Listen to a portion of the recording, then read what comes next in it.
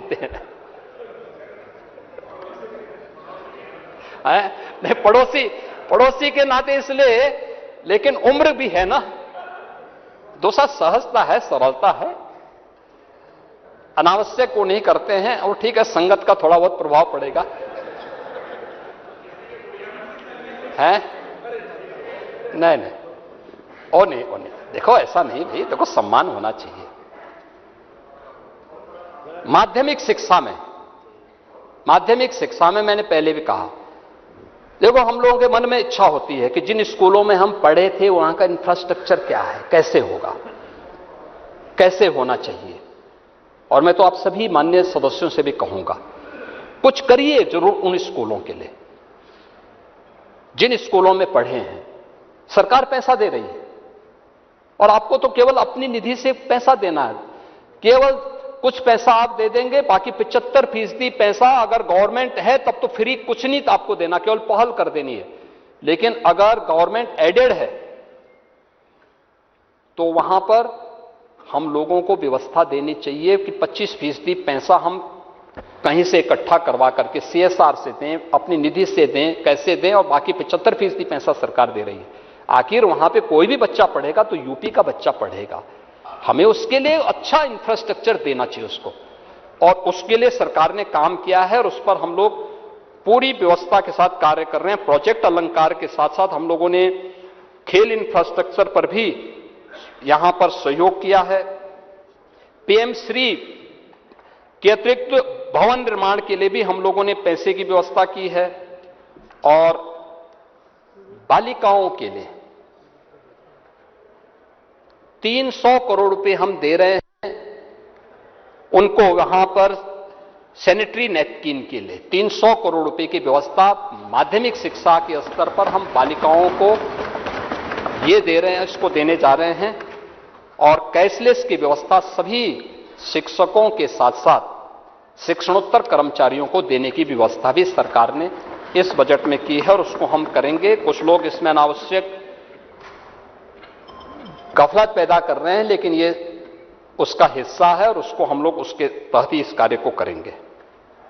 आपने उच्च शिक्षा की आप बात कर रहे थे, उच्च शिक्षा में quality education, skill, research and digital ecosystem infrastructure के लिए भी सरकार ने आज एक ग्लोबल कंपटीशन के लिए अपने आप को तैयार करने की दिशा में आगे बढ़ा है, और सरकार ने इसके लिए तमाम अन्य कार्यक्रमों को आगे बढ़ाया है। देखिए, नेक का जो मूल्यांकन होता था उसमें अगर आप देखेंगे तो यूपी की छलांग क्या है। आपके समय में नेक का मूल्यांकन और उसमें जो हमें ये प्लस की जो रैंकिंग मिली थी वह आपके समय में 0 थी। आज प्रदेश के 6 राज्य विश्वविद्यालय ऐसे हैं जिन्हें ये रैंकिंग प्राप्त हुई है। नेक एक्रीडेटेड संस्थान में जो पहले 95 से कम थे, आज उनकी संख्या 158 हुई है, और नेशनल इंस्टीट्यूशनल रैंकिंग फ्रेमवर्क में NIRF में ये संख्या आपके समय में 32 थी, आज ये बढ़कर के 158 हुई है, और वैश्विक मंचों पर QS रैंकिंग में प्रदेश की अपनी एक नई पहचान स्थापित हुई है। पेटेंट फाइलिंग 17 के पहले ये बहुत कम थी, मेरा अनुमान है कि 50-60 रही होगी, और इस यानी जो हमारा वित्तीय वर्ष ये चल रहा है, इसी में अब तक की जो हमारी पेटेंट फाइलिंग हुई है यूपी के अंदर, उसमें 5677 ये पेटेंट फाइलिंग यूपी के विश्वविद्यालयों से हुई है, और विश्वविद्यालयों के स्तर पर, उच्च शिक्षण संस्थानों के स्तर पर हुई है, और स्वीकृत पेटेंट की संख्या अब तक लगभग 350 उत्तर प्रदेश के अंदर हुई है। ये इस दौरान आपके समय में ये संख्या केवल 1 थी। आप लोग जो बड़ी हाईफाई की बात करते हैं उसमें और आज क्या अंतर है, ये आज इसके माध्यम से हम लोग देख सकते हैं, और इसको हम लोगों ने कैसे आगे बढ़ाने का काम किया है। प्रदेश ने इस दिशा में जो कार्य किए हैं, खासतौर पर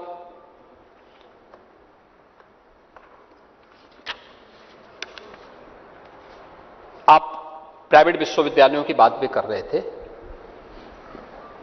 और मुझे लगता है कि आपके समय में जो प्राइवेट विश्वविद्यालय बने थे, हमें किसी के बारे में वो नहीं करना, कोई टिप्पणी नहीं करनी, लेकिन भेदभाव होता था। हमारे समय में भेदभाव नहीं होता है। हमने एक पॉलिसी बनाई, पिक एंड चूज नहीं किया, एक पॉलिसी बना दी। इस पॉलिसी को जो भी नियमों का पालन करेगा हम मान्यता देंगे। लेकिन आप मुझे बताइए कि आपके समय में विश्वविद्यालयों की स्थापना के लिए या मेडिकल कॉलेज की स्थापना करने के लिए पिक एंड चूज होता था। 6 कमिश्नरी हमारी ऐसी थी जहां कोई विश्वविद्यालय नहीं था, जिसमें सहारनपुर कमिश्नरी थी, मुरादाबाद कमिश्नरी थी, मिर्जापुर कमिश्नरी थी, अलीगढ़ कमिश्नरी थी, आपके देवीपाटन कमिश्नरी थी और आजमगढ़ कमिश्नरी थी। हमारी सरकार ने पहले चरण में ये सभी 6 विश्वविद्यालय, और ये 6 विश्वविद्यालय भी इस रूप में दिए हैं। मां शाकंभरी के नाम पर सहारनपुर में विश्वविद्यालय की स्थापना का कार्य हमने किया। वहां प्रारंभ हुआ, विश्वविद्यालय प्रारंभ हो चुका है। देश की आजादी के लिए योगदान देने वाले राजा महेंद्र प्रताप सिंह, इन्होंने ब्रिटिश भारत में जब ब्रिटिशर का शासन था, उस समय एक स्वतंत्र सरकार का गठन भारत के बाहर रहकर के किया था। इन महापुरुष ने देश के अंदर आने के बाद, आजादी के बाद जब वापस आए, इन्होंने तमाम टेक्निकल इंस्टीट्यूशन बनाए, तमाम संस्थानों की स्थापना की, और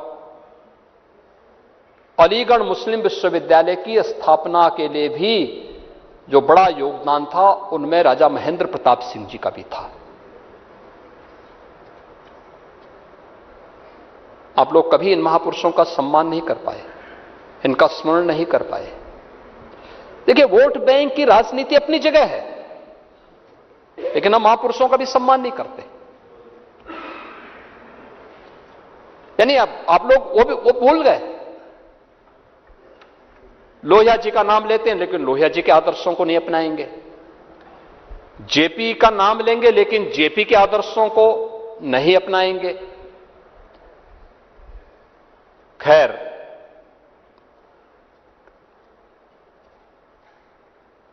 महाराज सोहेलदेव के नाम पर आजमगढ़ में विश्वविद्यालय है। ये डबल इंजन की हमारी सरकार ने बनाया है, बन गया विश्वविद्यालय, प्रारंभ हो चुका आजमगढ़ में विश्वविद्यालय। आप जाइए एक बार राजभर जी लेके जाइए, पांडे जी को भी गए थे। नहीं, अभी मैं आ रहा हूं, अभी तो उस दिशा में भी मां विंध्यवासिनी के नाम पे आपके मिर्जापुर मंडल में विश्वविद्यालय बन रहा है, और उस मंडल में दूसरा विश्वविद्यालय भी अधिनियम पारित हो गया है। भदोई में भी काशी नरेश विश्वविद्यालय की स्थापना भी सरकार ने बना दिया है।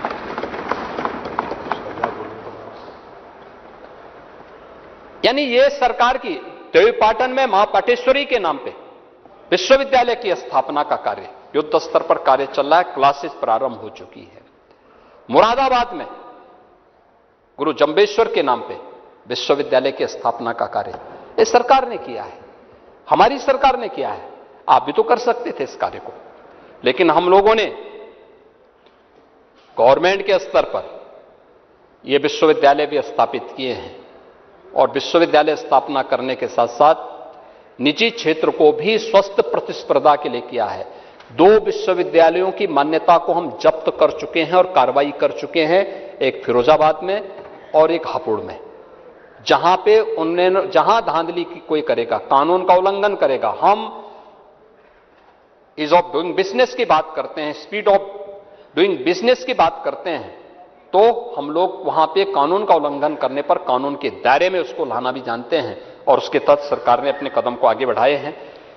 दूसरा, एक स्वस्थ प्रतिस्पर्धा बने, ग्लोबल कंपटीशन के लिए हमारा युवा तैयार हो सके, इसके लिए वेस्टर्न सिडनी यूनिवर्सिटी भी अपना कैंपस ग्रेटर नोएडा में स्थापित कर चुकी है। सारी औपचारिकताएं आगे बढ़ चुकी हैं। हम लोगों ने कहा दुनिया भर के अच्छे विश्वविद्यालय आए, हमारे साथ प्रतिस्पर्धा करें, हम उसके साथ आगे बढ़ेंगे, वे हमसे सीखें, हम उनको सिखाएं। ये चीजें भी अब आगे बढ़ रही हैं और उस दिशा में हम लोगों ने कार्य को आगे बढ़ाना प्रारंभ किया है। प्रदेश ने स्किल इंडिया मिशन को भी यहां पे काम करना प्रारंभ किया है और जो हम लोगों ने इस दिशा में आगे बढ़ने के काम किए, सीएम विद्या लक्ष्मी स्कीम, दूसरा सरदेव अटल जी की जन्म शताब्दी वर्ष में ट्रेनिंग स्कॉलरशिप, ये उत्तर प्रदेश के उन नौजवानों को जो हायर एजुकेशन के लिए ब्रिटेन में जाना चाहते हैं उनको उपलब्ध करवाने के लिए हम लोगों ने यहां पे ब्रिटेन गवर्नमेंट के साथ मिलकर के प्रारंभ की है और इसको हम लोग अब लागू कर चुके हैं। EI सर्टिफिकेशन सपोर्ट स्कीम में गोल्ड मेडल स्कीम के लिए, स्टेम हॉस्टल स्कीम बालिकाओं के लिए, यानी science, technology, engineering and maths का अध्ययन करने के लिए जो बालिकाएं जाएंगी उनके लिए हॉस्टल की व्यवस्था, फ्री में हॉस्टल की व्यवस्था हम दे सकेंगे। और बेटियों के लिए एक बड़ी स्कीम की घोषणा हम लोगों ने की है, रानी लक्ष्मीबाई स्कूटी योजना उच्च शिक्षण संस्थानों में हम लोगों ने व्यवस्था की है और इसको भी हम इस बार देने जा रहे हैं। इसके अलावा आपने जो बात कही, ऑलरेडी बजट में उसका प्रावधान है कि स्टेट एंड जो हमारी यूनिवर्सिटीज हैं, राज्य सरकार की जो यूनिवर्सिटी हैं और अन्य जो महत्वपूर्ण विश्वविद्यालय होंगे, जो संस्थान हैं जो रिसर्च के कार्यक्रम को, इनोवेशन के कार्यक्रम को आगे बढ़ाना चाहेंगे, उस विशिष्ट शोध के लिए हम लोगों ने इस बार हर एक विश्वविद्यालय के लिए एक निश्चित धनराशि भी बजट में उसका प्रावधान किया है। आईटी एंड इलेक्ट्रॉनिक्स विभाग ने भी, आपने देखा होगा कि इस फील्ड में उत्तर प्रदेश ने पिछले 7 वर्ष के अंदर, 8-9 वर्षों के अंदर बहुत अच्छी प्रोग्रेस की है, बहुत अच्छी दिशा में हमारा कार्य कर गया है। मैंने यहां बताया भी कि देश के अंदर मोबाइल का जो स्मार्टफोन बन रहे हैं 55% अकेले यूपी बना रहा है पूरे देश का। इलेक्ट्रॉनिक कंपोनेंट का निर्माण का कार्य पूरे देश के अंदर यूपी लगभग 60% कर रहा है, काफी बड़े पैमाने पे कर रहा है। और इसमें हम लोगों ने अब जो वैश्विक निवेश के लिए सेमीकंडक्टर क्षेत्र की अग्रणी कंपनियों ने भी अब यूपी के अंदर निवेश करना प्रारंभ कर दिया है। और कल ही, यानी कल 21 को आदरणीय प्रधानमंत्री जी के कर कमलों से एक 5 यूनिट ये गौतम बुद्ध नगर जनपद में स्थापित होने जा रही है, यानी उसका शिलान्यास का कार्यक्रम होने जा रहा है, जिसमें दुनिया की अग्रणी कंपनियां, भारत से जुड़ी हुई कंपनियों के साथ मिलकर के इस निवेश को यहां पर करेंगी। और ये बहुत बड़ी उपलब्धि यूपी का है और हमारा मानना है कि अब आने वाले समय में सेमीकंडक्टर परियोजना के क्षेत्र में परियोजनाओं के लिए 32,196 करोड़ के निवेश को हम लोग इस दिशा में आकर्षित करने की दिशा में कार्य कर रहे हैं। इलेक्ट्रॉनिक मैन्युफैक्चरिंग के लिए भी एक बड़े उसका प्रावधान यहां पे किया गया है और उस पर हम लोग सरकार वो करेंगे। आप देखें तो आप 15-16 में प्रदेश के अंदर कुल आईटी के फील्ड से जो सॉफ्टवेयर डेवलप होते थे वो केवल 15,000 करोड़ रुपए के ही यहां से एक्सपोर्ट हो पाते थे। आज इनकी संख्या 75 से 80,000 करोड़ तक पहुंची है, अकेले यूपी यहां से एक्सपोर्ट कर रहा है। स्टार्टअप कल्चर आपके समय थी ही नहीं। आप स्टार्टअप कल्चर क्या करते हैं? आपका स्टार्टअप कल्चर तो कट्टा और क्या बोलते हैं उसको कट्टा बम, वो तो बड़ी इंडस्ट्री हो गई थी।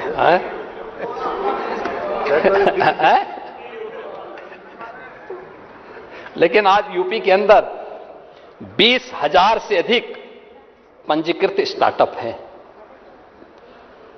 और इसमें से लगभग आधी स्टार्टअप का नेतृत्व महिलाएं कर रही हैं।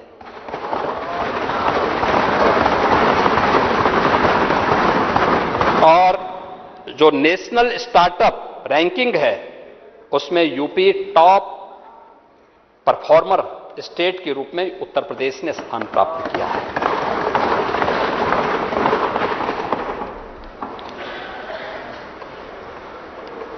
ईआई प्रज्ञा पहल, ये नागरिकों और कार्मिकों के ईआई प्रशिक्षण में ये तमाम बड़ी कंपनियों के साथ मिलकर के हम लोग इस दिशा में कार्य कर रहे हैं, इसके प्रशिक्षण के लिए कर रहे हैं। और मैं अध्यक्ष जी आपको धन्यवाद दूंगा कि आपने पिछले वर्ष ही इस सदन के माननीय सदस्यों को ईआई में पारंगत बनाने की दिशा में एक प्रशिक्षण के कार्यक्रम को यहां पे प्रारंभ किया था और हम लोग प्रयास करेंगे कि ये अनवरत चलने वाली प्रक्रिया का हिस्सा बनना चाहिए। हम लोगों ने इलेक्ट्रॉनिक कंपोनेंट में आत्मनिर्भरता और ग्लोबल वैल्यू चेन में हिस्सेदारी बढ़ाने के लिए भी कार्यक्रम को आगे बढ़ाया है। उत्तर प्रदेश में इस दिशा में हम लोग तमाम अन्य कार्यक्रमों के साथ सरकार इसके लिए कार्य कर रही है और प्रदेश ने जो महत्वपूर्ण कार्य इसमें होने जा रहे हैं, खासतौर पर टेक युवा के लिए एक बड़ा जो कार्य सरकार करने जा रही है, खासतौर पर जिसमें एक बड़ा हमारे पास निवेश की संभावना विकसित होने जा रही है और उस दिशा में जो मैं यहां पर करना, आप यहां पूरे सदन का ध्यान उस ओर आकर्षित करना चाहूंगा, वह है 25 लाख जो युवा हमारा होगा उस युवा को AR, VR एंड XR आधारित कौशल प्रशिक्षण के लिए हम लोगों ने धनराशि की व्यवस्था की है। यानी AR ऑगमेंटेड रियलिटी में, यानी हकीकत में कुछ जोड़ना। ये आप अपनी दुनिया, आंखों से अपनी दुनिया को देख रहे हैं, लेकिन एक चश्मे या फोन स्क्रीन के जरिए उस पर डिजिटल आधारित रास्ता है, नाम है या 3D मॉडल चिपका दी जाए तो बहुत सारे ऐसे गेम हैं जो आज देखने को मिलते हैं और वो चीजें हम लोग उसमें प्रशिक्षण देने के लिए एक नया क्षेत्र बना है जिसमें हम लोगों को स्मरण कर सकते, यानी उसमें उसका स्किल डेवलपमेंट कर सकते हैं। दूसरा वर्चुअल रियलिटी VR, ये नए वे फील्ड हैं जिनके माध्यम से हमारा युवा प्रशिक्षित होकर के और उसके स्किल डेवलपमेंट के माध्यम से उसको नई जॉब क्रिएट कर सकता है। जैसे हम लोग अक्सर देखते हैं, आप जाते होंगे कहीं भी, आंखों पर एक बंद हेडफोन यानी हेडसेट होता है और उसमें असली दुनिया नहीं दिखती। आप पूरी तरह से एक कंप्यूटर जनरेटेड दुनिया के अंदर होते हैं और उसमें जैसे कोई बुजुर्ग अपने घर में बैठा है या कोई ऐसा व्यक्ति जो किसी एक महत्वपूर्ण स्थल में उसको देखने का इच्छुक है, क्या स्थिति है, एक जगह में बैठ करके उसको देख सकता है।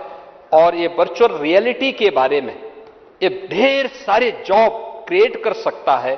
सरकार इसके लिए भी 100 करोड़ रुपए का प्रावधान हम लोगों ने इस व्यवस्था के लिए की है। और XR यानी हकीकत और डिजिटल का मिलन, यानी AR से एक कदम आगे और इसके डिजिटल ऑब्जेक्टिव्स, इन सब को हवा में तैरते हुए नहीं बल्कि वास्तविक मेज पर हम इसको आगे बढ़ा सकते हैं। इन चीजों को लेकर के एक नए कार्यक्रम को लेकर के सरकार आगे बढ़ने जा रही है और ये बड़े, यानी टूरिज्म के सेक्टर में और अलग अलग सेक्टर में इसमें बहुत सारी संभावनाओं को हम आगे बढ़ा सकते हैं। और सरकार ने इस दिशा में एक नए कार्यक्रम को मजबूती के साथ आगे बढ़ाने का निर्णय लिया है और सरकार इसमें अपना पूरा सहयोग कर रही है। और इसको जो है बजट में भी हम लोगों ने पहली बार उत्तर प्रदेश के बजट में इसके लिए धनराशि की व्यवस्था भी हम लोगों ने यहां की है।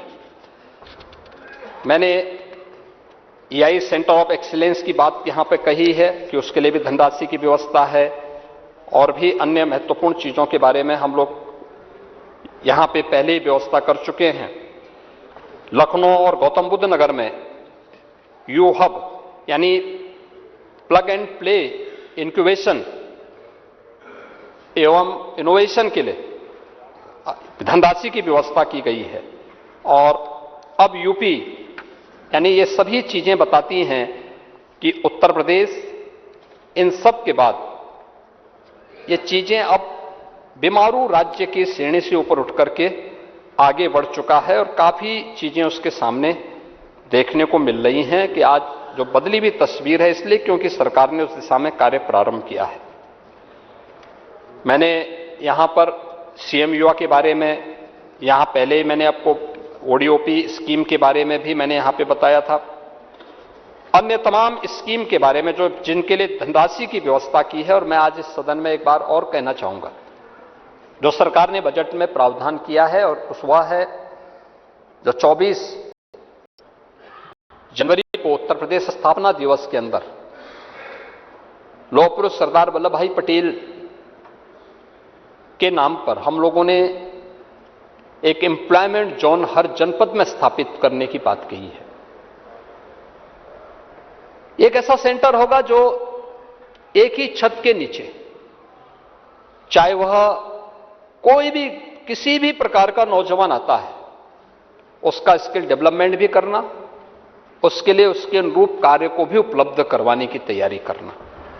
और इसके लिए एक एम्प्लॉयमेंट जोन के अंदर हमारा लगभग 50 से लेकर 100 करोड़ रुपए तक खर्च होंगे। और इसके लिए सरकार ने व्यवस्था की है कि प्रयास होना चाहिए कि 100 एकड़ लैंड जनपद के पास, बहुत जनपद मुख्यालय से बहुत दूरी ना हो, लेकिन वहां पर होती है। तो हम लोगों ने धनराशि की व्यवस्था सरदार वल्लभ भाई Patel employment and industrial zone की स्थापना करने के लिए किया है, जिसमें एक छत के नीचे सब कुछ उपलब्ध हो जाएंगे। अब ऐसा नहीं कि अलग अलग चीजें अलग अलग जगह हो रही हैं। कहीं पहले सेवा योजन कार्यालय होता था, वहां से सेवा योजन नहीं होता था, केवल एक उसके रूप में बना रहता था। उद्योग का कार्यालय जिले के अंदर होता था, लेकिन कोई वहां एक्टिविटीज नहीं होती थी। अब ये सारी एक्टिविटीज एक छत के नीचे हम प्रारंभ कर देंगे, निवेश से लेकर के और उसको जॉब देने तक, उसके यानी स्किल डेवलपमेंट से लेकर के उसको वहां पे एम्प्लॉयमेंट देने तक, ये सब कुछ एक जिले के अंदर होगा।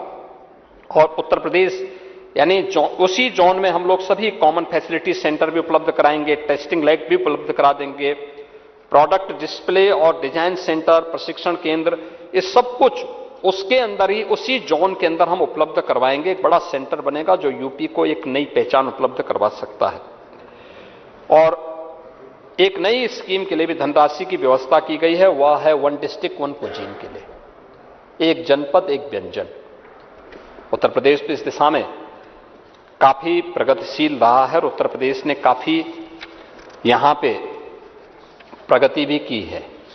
और हमारे यहां हर जनपद के अंदर कुछ ना कुछ विशिष्ट रहा है। कौन नहीं जानता है, बचपन से हम लोग जानते रहे हैं कि मेरठ की रेवड़ी और गजक के बारे में, हाथरस की हींग के बारे में, हापुड़ के पापड़ के बारे में, इलाहाबाद के अमरूद के बारे में, बलिया के हलवा के बारे में, यानी ये सभी जौनपुर की इमरती, हाँ, आपने कभी खिलाया ही नहीं तो क्या कैसे कोई बोले। आप खा खा करके स्वयं मोटा गए, लेकिन कभी आप लोगों ने खिलाया। संकल्प ले लिया है आपने, कहा था आर्य समाजी, देखिए आर्य समाजी कभी अकेले नहीं खाता था, 25 किलो, लेकिन ये संगत का असर है। अगर आप इधर होते ना तो ये नहीं करते। लेकिन अब इस कुजीन के लिए सरकार ने ओडीओपी की तर्ज पर उसकी गुणवत्ता को भी ध्यान रखना है, पैकेजिंग को भी, ब्रांडिंग को भी और मार्केटिंग को भी, और उनके प्रशिक्षण को भी हम एक साथ करने जा रहे हैं। और इसके लिए भी बजट का प्रावधान हम लोगों ने यहां पर व्यवस्था की है। मैंने इसके बारे में पहले ही बताया है, महिला उद्यमिता सशक्तिकरण के लिए भी हम लोगों ने यहां पे काफी, उसमें पहले से हम लोगों ने इसके बारे में बात की है।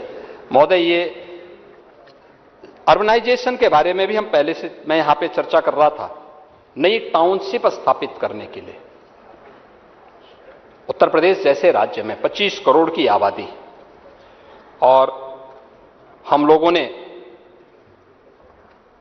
बजट में इसके लिए व्यवस्था की है कि अगले 5 वर्ष में 100 नई टाउनशिप विकसित करने का हमारा लक्ष्य है। 100 नई टाउनशिप प्रदेश के अलग अलग जनपदों में इसको स्थापित करेंगे। हम लोगों ने अभी हाल ही में 114 टाउनशिप के प्रस्ताव स्वीकृत भी किए हैं, जिनमें तेजी के साथ गरीबों के लिए भी और हर तबके के लिए आवास के निर्माण हो रहे हैं और उसके लिए जगह जगह लैंड बैंक बनाने की कार्रवाई भी तेजी के साथ आगे बढ़ी है।